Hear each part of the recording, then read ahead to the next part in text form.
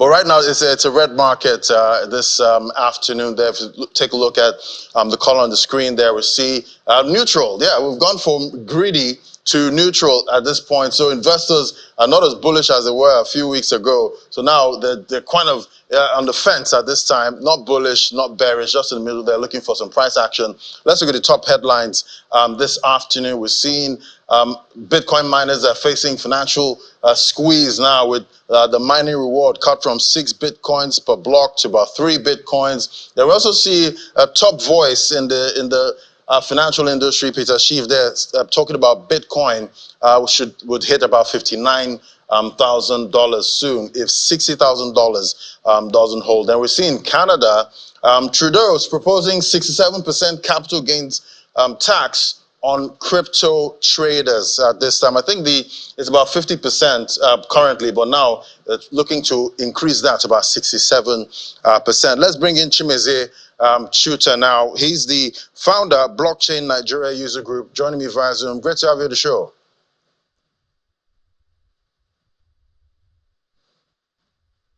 Chimezie, you might have to unmute. I see your mouth moving, but I can't hear you.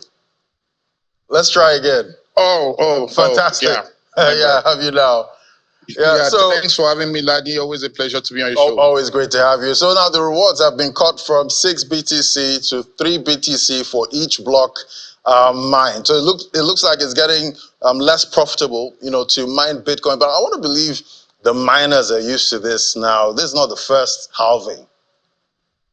Okay, so there are two aspects to this. So the first aspect is that the mining rewards have been cut down from 6 BTC, 6.5 BTC to about 3.55 BTC at the moment.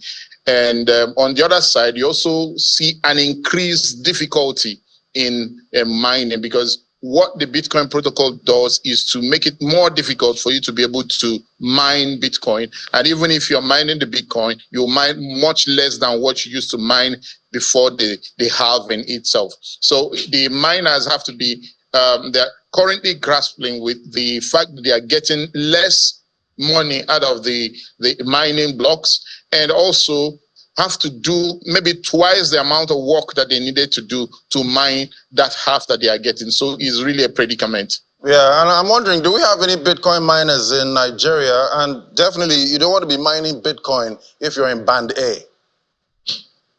Well, I don't know of any Bitcoin mining facility anywhere in Nigeria, but I know that there are node operators. I used to operate one of the nodes out of Nigeria, and there's a difference between mining Bitcoin and operating a node. Why the miners solve the puzzles and use a heavily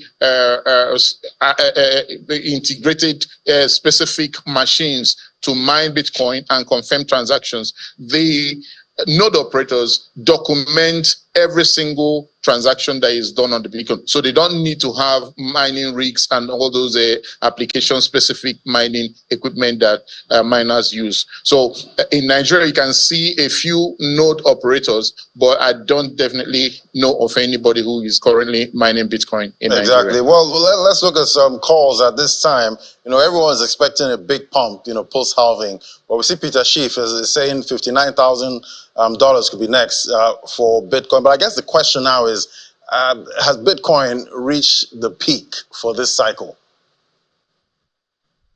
Well, to be able to actually predict accurately the Bitcoin peak, you need more than a wizardry power to be able to do so, because these things are determined by demand and supply. Like you earlier said, the sentiments have actually dropped so much. Currently, we have it at neutral. That's about 57%, meaning that not much people are interested in buying Bitcoin at the moment. Okay, and when such things happen, it means that a lot more people are going to be selling off their Bitcoin. Okay, but you see, Bitcoin is driven not just by sentiment, but also by global economic indices. There are a lot of things that happen across the globe that makes the Bitcoin prices to go up or go down. Right now, there are a lot of undecided issues the rate cuts are there, the looming war in the Middle East are there. You also have people like Peter Schiff, as you mentioned, who are gold proponents. These are the people who want to see Bitcoin fall and gold rise. But I don't really think that the problem is the race between Bitcoin and gold. These two asset classes have their roles to play in today's financial market. But the most important thing is the demand and the supply arm of things. Currently, there are not much interest in the demand for Bitcoin. And it's not because of any other thing other than there is a circle there. Okay, so people are currently looking at the fact that Bitcoin is going to be more expensive to acquire.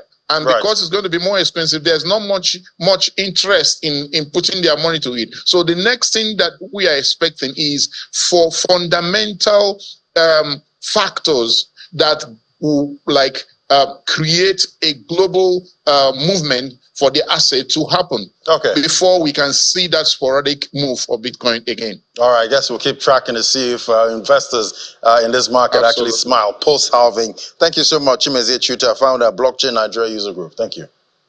Thank you so much.